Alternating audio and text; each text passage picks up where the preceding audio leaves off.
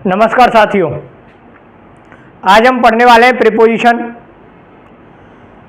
आपसे रिक्वेस्ट है चैनल को लाइक करें, शेयर करें, सब्सक्राइब करें और बेल आइकन दबाएं ताकि आगे आने वाला वीडियो आपके लिए मिलता रहे। प्रीपोजिशन पढ़ने शुरू करते हैं हम। सबसे पहले मैं आपको बता दूं, 2 वीडियो प्रीपोजिशन को लेके बनाए जा चुके हैं जो आपको करवा दिए मैंने, आप उनको भी देखें जो काफ़ी इजी गोइंग समझाए हैं। अगला आता है अलोंग का प्रयोग।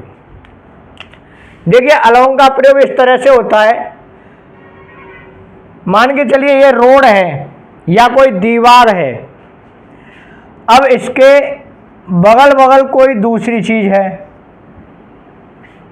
ठीक है ना। एक वस्तु है, उसके बगल में दूसरी कोई वस्तु है, तो जब 2 चीज़ें बराबर में हो, चाहे ये गतिशील हो या स्थिर हो, लेकिन बराबर में है, बगल बगल में, तब अलोंग का प्रयोग होता है। किसका प्रयोग होता है? अलोंग का। देखिए कैसे। मान के चलिए आपका विद्यालय है और विद्यालय की ये बाउंड्री वॉल है और इस बाउंड्री वॉल के बगल में इस प्रकार से पेड़ लगे हुए हैं।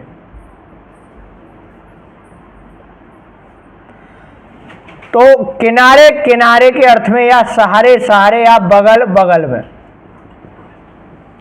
के अर्थ में अलोंग का प्रयोग होता है। एग्जाम्पल्स देखिए, there are many trees the school wall.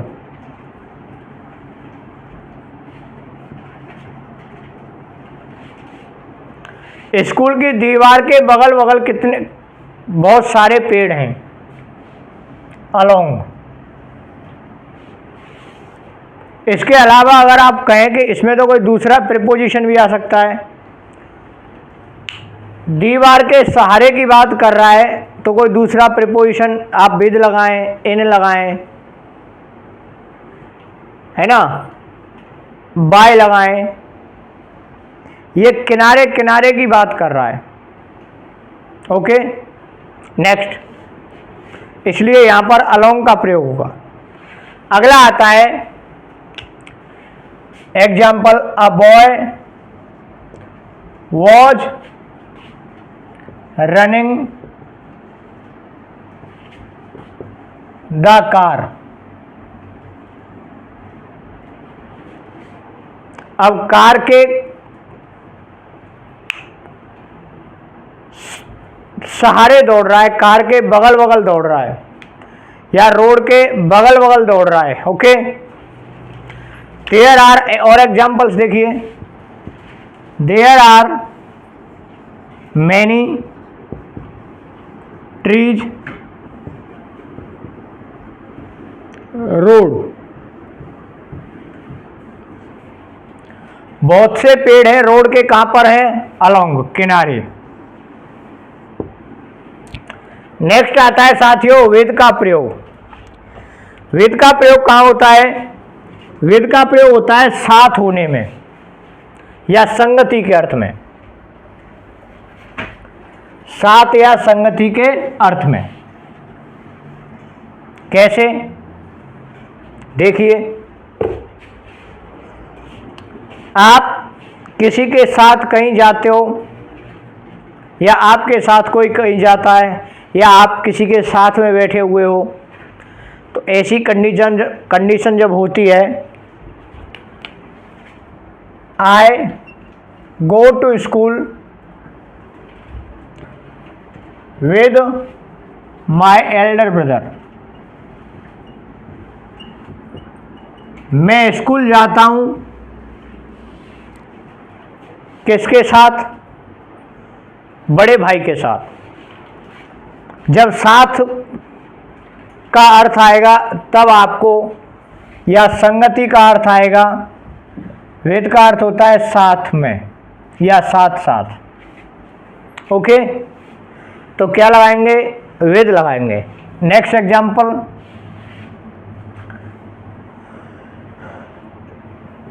She was sitting her parents,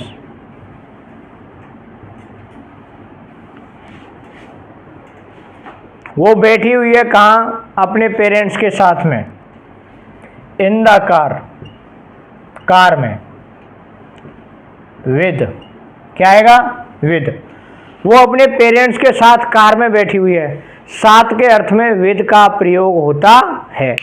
और एक चीज़ आपको बता दूं मैं, जनरली जब भी आपके लिए क्वेश्चन पेपर में विद का प्रयोग भरने के लिए आता है तो ये स्पष्ट हो जाएगा।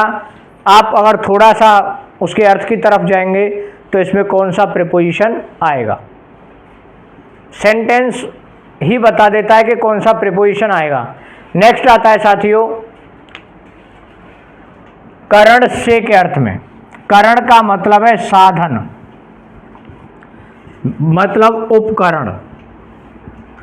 अगर आप किसी उपकरण की सहायता से कोई काम कर रहे हैं, किसकी सहायता से, कोई उपकरण की सहायता से, जैसे ये मैं मार्कर से लिख रहा हूं, आई एम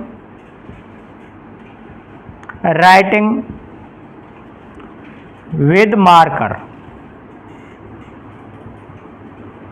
जब किसी वस्तु का प्रयोग करके आप कोई काम करते हैं तब विद का प्रयोग किया जाता है। किसी वस्तु का उपयोग करते हुए जब कोई काम करते हैं तो किसका प्रयोग किया जाता है, विद का। जैसे they killed a cat with a stick. उन्होंने एक बिल्ली को मार दिया लकड़ी से। लकड़ी वस्तु है इसलिए विद का प्रयोग होगा। ओके, नेक्स्ट लिए हुए के अर्थ में। लिए हुए के अर्थ में कैसे,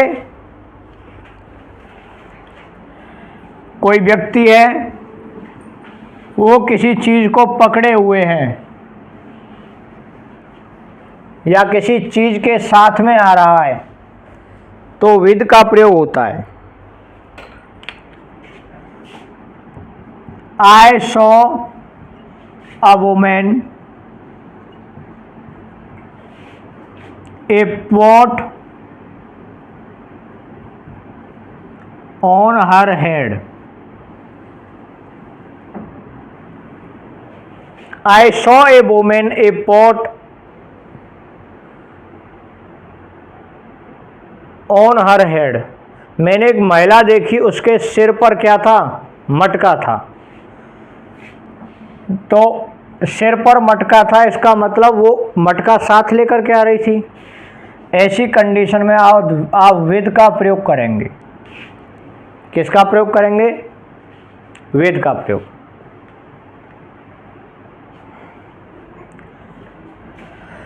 there was a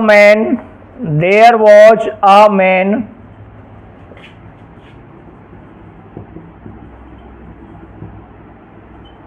A suitcase. एक आदमी और एक सूटकेस, क्या संबंध हो सकता है कि आदमी के साथ में सूटकेस होगा, क्या लगाएंगे, विद लगाएंगे। नेक्स्ट देखते हैं साथियों, विद का प्रयोग होता है किसी स्थायी गुण को बताने में। किस में होता है, किसी स्थायी गुण को बताने में। अब स्थायी गुण कैसे, किसी व्यक्ति के गुण या दोष होते हैं, है ना, उनके बारे में बात करने के लिए हम विद का प्रयोग करते हैं। जैसे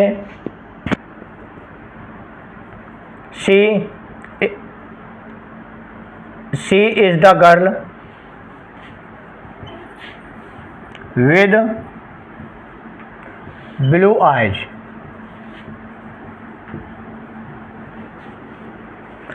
she is a girl with blue eyes. वो लड़की है जिसकी आंखें कैसी हैं, नीली।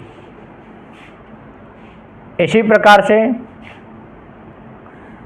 दे are the people with dark skin.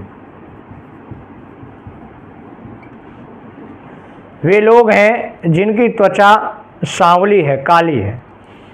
ये वो गुण है जो बदला नहीं जा सकता। ये कौन सा गुण है? स्थायी गुण है ना, जिसको हम बदल नहीं सकते। प्रकृति ने हमें जैसा बना दिया वैसा बना दिया। नेक्स्ट आता है साथियों अक्रॉस, अबाउट का प्रयोग। अबाउट का प्रयोग कहाँ होता है? अबाउट का प्रयोग होता है के बारे में या फिर लगभग के अर्थ में। अब दोनों की कंडीशन बता देता हूं मैं आपको। सबसे पहले के बारे में, जब किसी व्यक्ति या किसी टॉपिक के बारे में बात चलती है तो अबाउट का प्रयोग होता है। He told me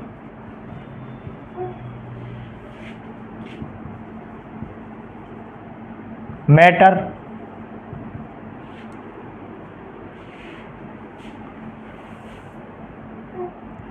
he told me your brother,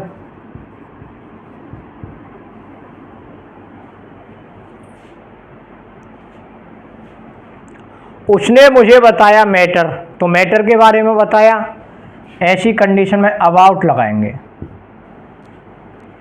उसने मुझे बताया योर ब्रदर, तुम्हारा भाई, तो तुम्हारे भाई के बारे में। जब किसी के बारे में बात की जाती है तब अबाउट का प्रयोग किया जाता है। मान लो कोई क्वेश्चन का समाधान दे रहा है कि मुझे इसके बारे में या किसी घटना के बारे में या प्रश्न के बारे में या कोई नई वैकेंसी आई उसके बारे में। अच्छा, जॉब में आने वाली कौन कौन सी परेशानी है, इस जॉब की सिचुएशंस के बारे में बताया, तो अबाउट का प्रयोग होगा। नेक्स्ट आता है लगभग के अर्थ में। मैं आपको बता दूं लगभग के अर्थ में कब होता है? आई एम या आई वॉज, अर्थात बी की form is are am was were में से कुछ भी आ जाए। इज आर एम या वॉज वर में से कुछ भी आ जाए, उसके बाद टू आ जाए,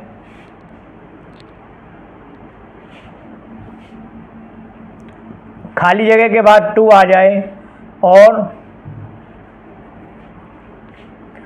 फिर आ जाए वर्ब की फर्स्ट फॉर्म। सब्जेक्ट के बाद में बी फॉर्म आ जाए, is are am was were, फिर खाली जगह आ जाए और फिर आ जाए टू और वर्ब की फर्स्ट फॉर्म आ जाए। आप आंख बंद करके अबाउट भर देना, ठीक है ना। जैसे he was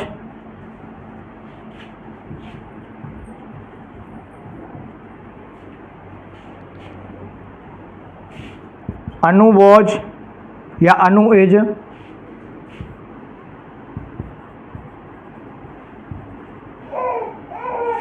my mother is,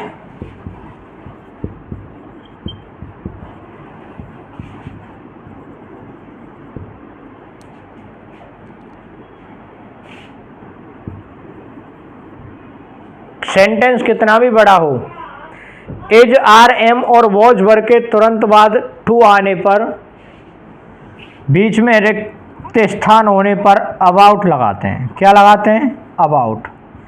अब इसका अर्थ समझिए आप।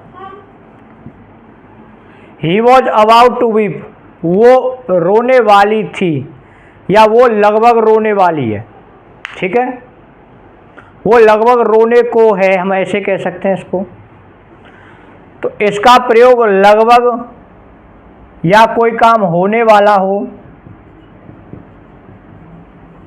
ऐसी कंडीशन में अबाउट का प्रयोग करते हैं, ठीक है। लगभग कोई काम हो गया, होने वाला है। नेक्स्ट आता है साथियों अक्रॉस का प्रयोग। अब देखिए अक्रॉस का प्रयोग कहाँ होता है? अक्रॉस का प्रयोग होता है जब हम एक छोर से दूसरे छोर की बात करते हैं। एक वस्तु एक छोर पर है और दूसरी वस्तु दूसरे छोर पर है। तो जब हम दूसरे छोर की बात करते हैं तब अक्रॉस का प्रयोग होता है। My house is railway line, मेरा घर कहाँ है। अब इसमें कोई भी प्रीपोजिशन आप लगा करके देखिए, बैठेगा नहीं, सही नहीं बैठेगा। आप भले ही आप इसका अर्थ करके देख सकते हो। तो माई हाउस इज कहाँ है, घर रेलवे लाइन के ऊपर तो हो नहीं सकता, नीचे होगा नहीं तो रेलवे लाइन के पार होगा, इसलिए हम अक्रॉस लगाएंगे। क्या लगाएंगे, across. My house is across the railway line. I saw a man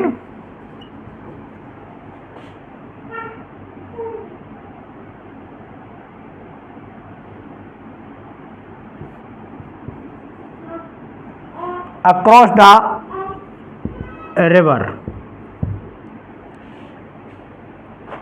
मैंने एक आदमी को देखा रिवर के उस पार, अक्रॉस आएगा। ठीक है साथियों। नेक्स्ट आता है थ्रू। थ्रू का प्रयोग होता है इस तरह की सिचुएशन में, कोई चीज इधर से मूव की और इधर पहुंच गई, या फिर हम ऐसे कहें इधर से इधर पार हो गई। चाहे तो इधर मान के चलिए एक मकान है, इसमें 2 गेट हैं, इधर से घुसे और इधर पार निकल गए, तब भी आएगा थ्रू। या फिर आप, ये मकान है, इसमें पहले से अंदर थे और खिड़की में होकर के कूद गए, या खिड़की में होकर निकल गए, तो क्या आएगा, थ्रू। जब घनी चीज में होकर के निकला जाता है तो थ्रू का प्रयोग होता है।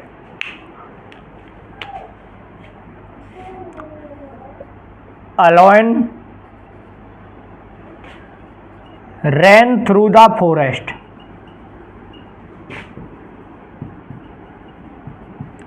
एक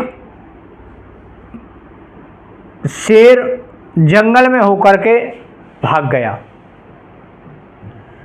अब जंगल तो घना होता है ना, तो घने जंगल को पार किया, थ्रू आएगा। द थीफ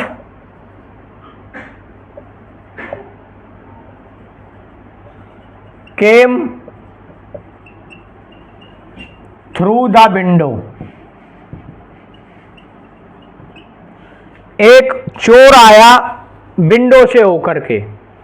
विंडो घनी होती है,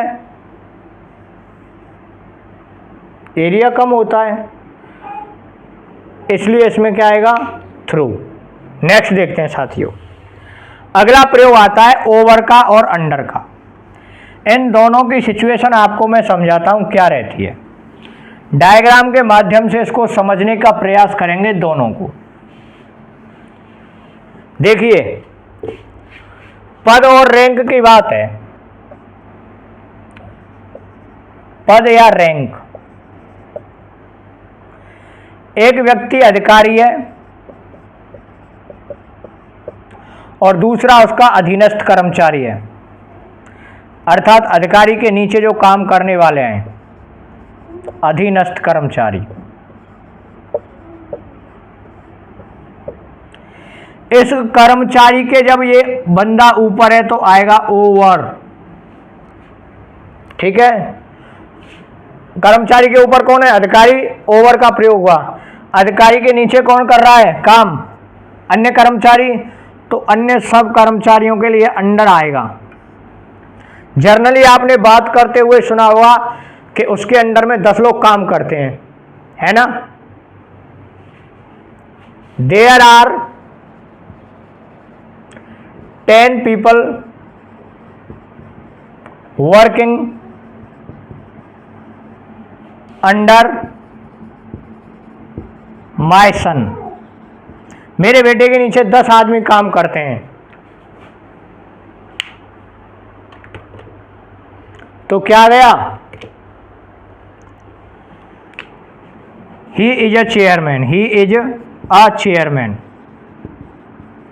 अब आदमी कौन है, चेयरमैन है, तो चेयरमैन तो किसी के नीचे काम करेगा नहीं, उसके नीचे ही लोग काम करेंगे, इसलिए यहां पर क्या लगाएंगे, अंडर। आ गया ना समझ में। Next,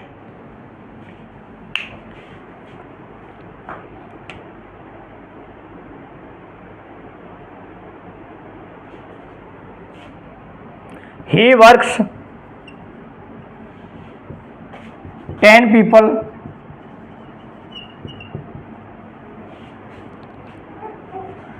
because he is a manager, he is a manager। अब देखिए इन दोनों वाक्यों में आपको मैं कंपेयर करके बता देता हूं, आपके एक बार में समझ में आ जाएगा। दोनों में स्थिति देखिए किसकी कहां बताई है। एक प्रीपोजिशन उस व्यक्ति के बारे में बात की गई है इस वाक्य में जो कि चेयरमैन है। तो चेयरमैन व्यक्ति कौन है, माय सन, या अगर मैं इस जगह पर किसी का नाम लिख दूं राहुल, तो राहुल की स्थिति बताई है कि राहुल के नीचे कितने काम करते हैं। ठीक है, यहां पर आएगा अंडर। ठीक है, ऊपर उन 10 लोगों के बारे में बात की गई है जो काम करते हैं, और काम किसके अंडर में करते हैं या उनका अधिकारी कौन है, वो बात उसने बाद में शो की है। इस पर आएगा ओवर। ही वर्क्स, वो काम करता है 10 लोगों के ऊपर, ओवर 10 people। ठीक है, तो उन 10 लोगों की स्थिति से ऊपर एक व्यक्ति है, उसकी पहले वाक्य में बात की गई है। दूसरे वाक्य में बात की गई है उस व्यक्ति की जिसके अंडर में काम कर रहे हैं, अंडर आ गया। नेक्स्ट आता है एज बताने के लिए।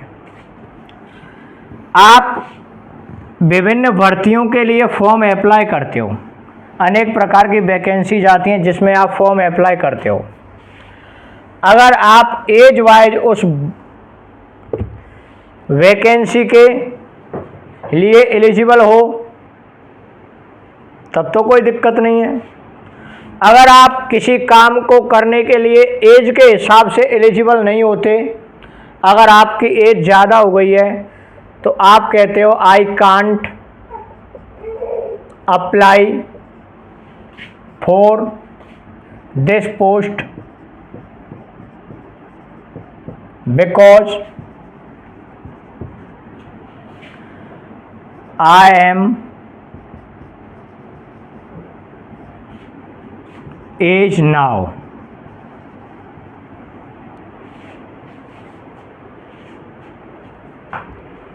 Here only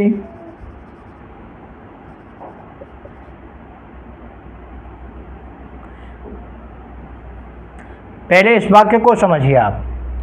I can't apply for this post, मैं इसके लिए आवेदन नहीं कर सकता। I am because I am age now, मेरी एज इतनी है। ठीक है,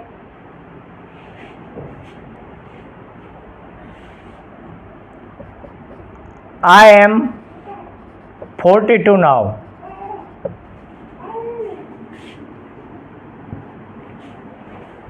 मेरी एज कितनी है, 42 साल है। इस वाक्य से आपको क्लियर पता लग गया कि यहाँ पर एज 42 है, इसका मतलब ज़्यादा है। तो ज़्यादा है तो ओवर एज बोलते हैं ना हम किसी भी काम से, जब एज के हिसाब से टाइम ऊपर हो जाता है तो उसको बोलते हैं हम ओवर एज। क्या बोलते हैं, ओवर एज, है ना। ऐसे ही टूर्नामेंट्स होते हैं अंडर 15, अंडर 14, है ना। तो उससे जब ऊपर हो जाते हैं तो ओवर एज में आ जाते हैं।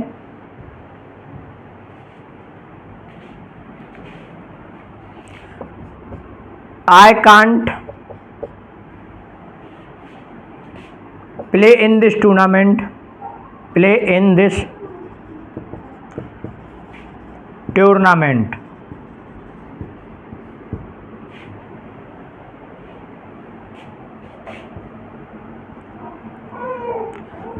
I am 18 years old.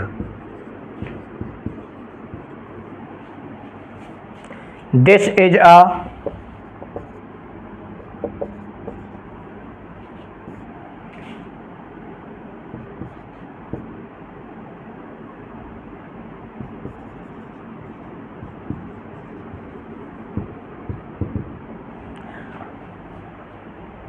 अब देखिए वो कह रहा है कि मैं इस टूर्नामेंट में नहीं खेल सकता, मेरी उम्र कितनी हो गई है 18, और ये टूर्नामेंट 17 साल तक का है।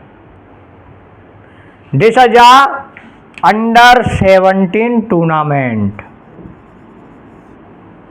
अब अगर इस एज के आधार पर बात करें हम तो क्या कहेगा वो कहेगा आई एम ओवर एज। मैं क्या होया? ओवर एज, अर्थात उम्र मेरी अधिक हो गई है। तो पद और रैंक और एज की बात कर दी हमने अंडर और ओवर के माध्यम से। अगली बात करते हैं पोजीशन बताने की। पोजीशन बताने की किस तरह से? जैसे मान के चलिए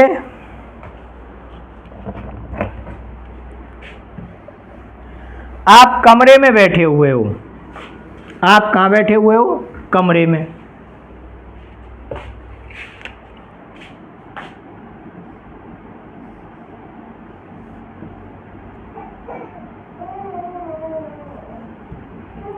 ये आप बैठे हुए हो कमरे में। अब कमरे से अगर ऊपर की स्थिति देखें तो ये क्या है? छत है ना, और छत में लटका हुआ है पंखा, और आप पंखे के हिसाब से अपनी पोजीशन देखें तो नीचे से अगर ऊपर की तरफ देखेंगे आप, यहाँ पंखा, तो पंखा आपके ऊपर है, तो ये कंडीशन हो गई ओवर की। और इस कंडीशन के बीच में एक गैप है जो कि मैंने तीर के माध्यम से दिखाया हुआ है। पंखा ऊपर है लेकिन टच नहीं है, तो ओवर का प्रयोग होगा। वहीं ये पंखा है और नीचे आप बैठे हुए हो, इस तरह की सिचुएशन की बात की जाए तो आपसे पंखा टच नहीं हो रहा लेकिन पंखे के आप नीचे हो, तो अंडर का प्रयोग किया जाएगा। पंखे से आपकी पोजीशन की बात करेगा तो आप अंडर हो, और आपसे अगर पंखे की बात करें तो ओवर। ध्यान से समझना, आपकी तुलना में पंखा कहाँ है? ऊपर, और पंखे की तुलना में आप कहाँ हो? नीचे। तो यही है पोजीशन बताना कि एक वस्तु की दूसरे वस्तु के साथ पोजीशन क्या है, कोई वस्तु ऊपर है या नीचे है।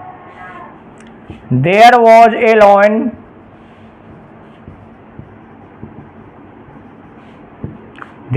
lion under a tree.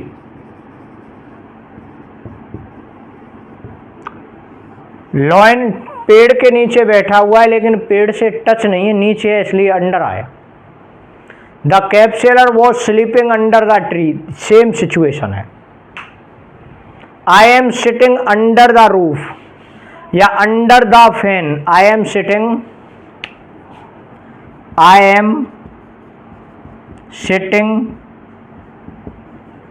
Under the fan.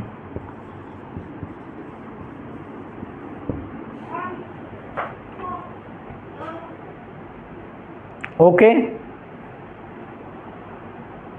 इसी प्रकार से द फैन इज ओवर आएगा। फैन की स्थिति की बात की तो ओवर, और आपकी स्थिति की बात की तो अंडर। आ गया ना समझ में। ये था साथियों प्रीपोजिशन। उम्मीद करता हूँ अच्छी तरह से समझ में आया होगा।